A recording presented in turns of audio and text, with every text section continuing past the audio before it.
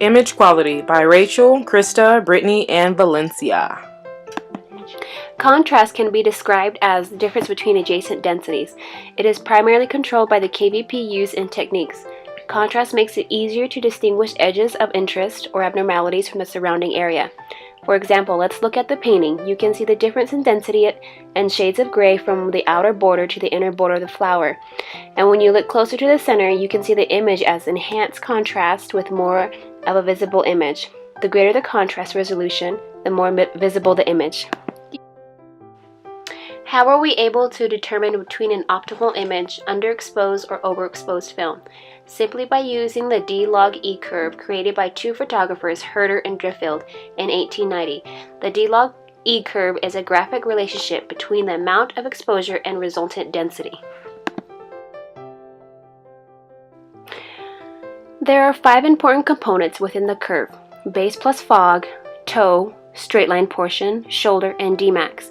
We are more concerned with the straight line portion between the toe and shoulder because this is when the film is reacting to the exposure. This is also considered the optimal diagnostic range of exposure.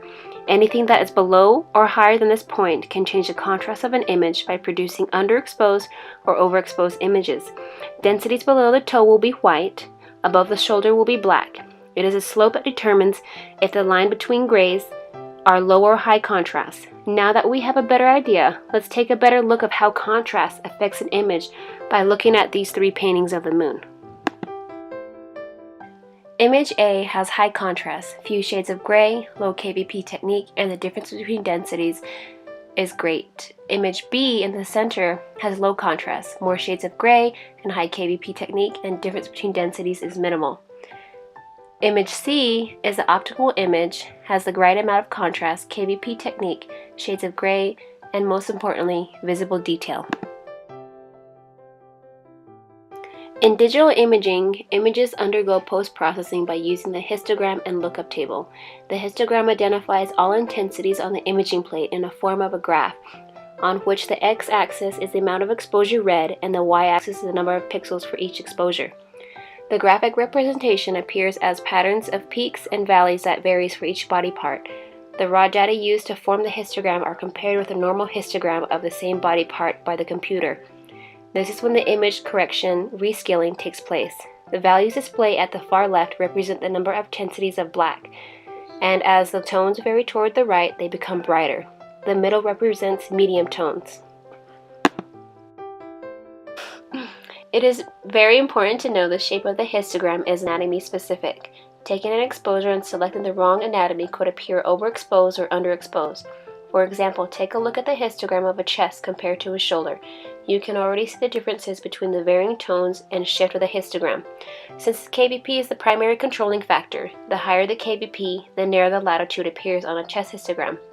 The lower the KVP, the wider the histogram appears in a shoulder X-ray. When we talk about manipulating contrast on a displayed screen, we are adjusting the contrast and brightness of the image. We are able to manipulate the contrast of the image by controlling the window width and the brightness of the image displayed by window leveling. For example, take a look at the image of the AP scoliosis. The optimal image is to the far right with a window level at 200 and a window width at 3.01.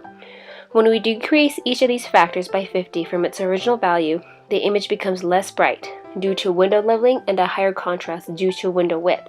The overall image is more black and white. Now, let's take a look at the image when we increase the original value by a factor of 50 from its original window leveling at 200 and a window width at 3.01. The optimal image is to the far left with window leveling at 200 and a window width at 3.01. When we increase each of these factors by 50, you can visually see a change in contrast and brightness.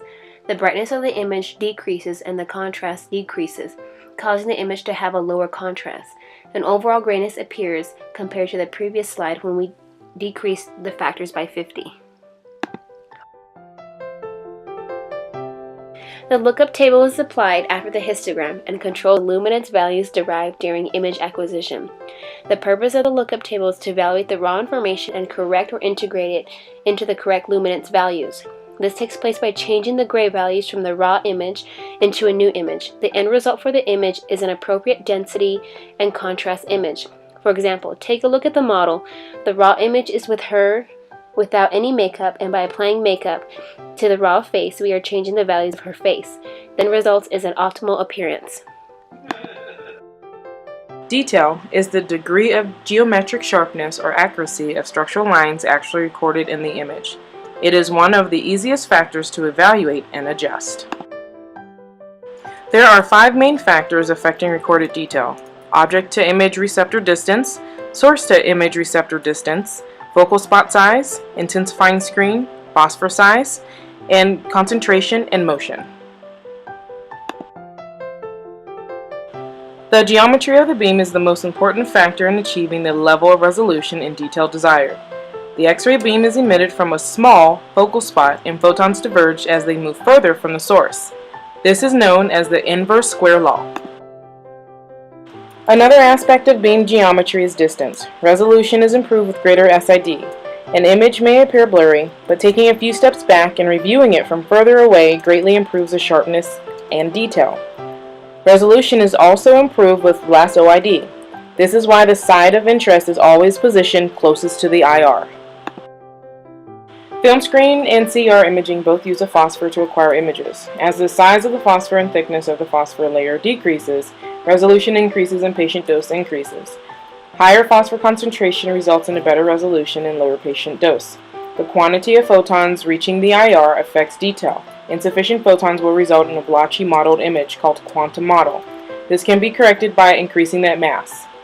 The image processing system also limits recorded detail or spatial resolution. Spatial resolution is determined by the matrix size, pixel size, and grayscale bit depth. Increasing the size of the matrix increases the size of the pixels. This creates an image with much more visible detail. High grayscale bit depth of shades of gray also improves the spatial resolution. Motion is a final factor affecting detail. Motion during exposure will cause a blurry image. Voluntary motion is controlled by the patient. It can be prevented by effectively communicating instructions to the patient or by using means to immobilize them if necessary. What is density? Density is the overall darkness of the film. What impacts density IR exposure? Attenuation, quantity of matter per unit, volume per cubic meter, thickness of absorbing material, inverse relationship, how tightly atoms of a substance are packed together, filtration, beam restriction, collimation, reducing field size, contrast media, inverse relationship, and pathology. How tightly atoms of a substance are packed together, quantity of matter per unit, volume per cubic feet, how much of a particular substance is in a given area, thickness of absorbing material, and attenuation.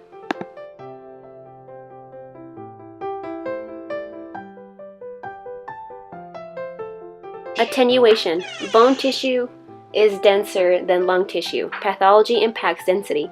Density of atomic number affects attenuation.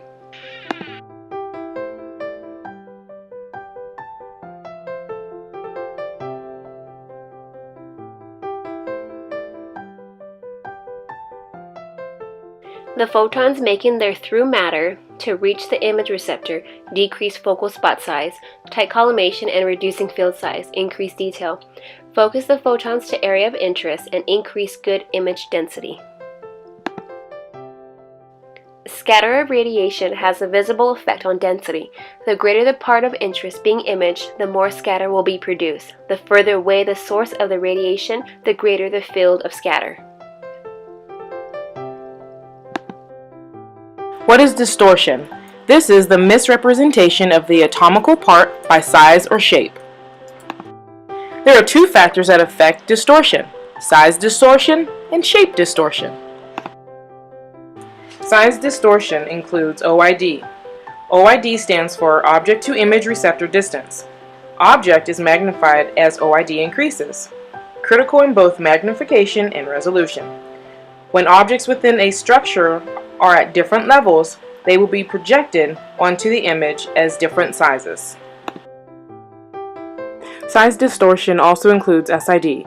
SID stands for source to image receptor. The major effect is magnification. The greater the SID, the smaller the magnification, because as SID increases, the percentage of the total distance that makes up OID decreases. SID ranges from 40 to 72 inches. This must be determined by the radiographer during positioning. How to calculate size distortion. Magnification or size distortion can be determined by calculating the magnification factor. This is M equals SID over SOD. Shape distortion can be described as either elongation or foreshortening. Elongation makes the object longer than it appears. Elongation happens when the tube or the image receptor is improperly aligned. Foreshortening is when an object is shorter than it appears. Foreshortening occurs when the part is improperly aligned. This image shows that these teeth are a lot shorter than they're supposed to be. There are a few things that can cause shape distortion. Structures lie normally at different levels within the body, divergence of the X-ray beam, and alignment. Alignment can be off either with the central ray, atomical part, or image receptor. When the central ray is not perpendicular, this results in some shape distortion. The further the central ray, the greater the distortion. The anatomical part must be positioned perpendicular to the central ray and parallel to the image receptor. If the image receptor is not parallel to the object, or if the central ray is not centered to the part, this will cause shape distortion.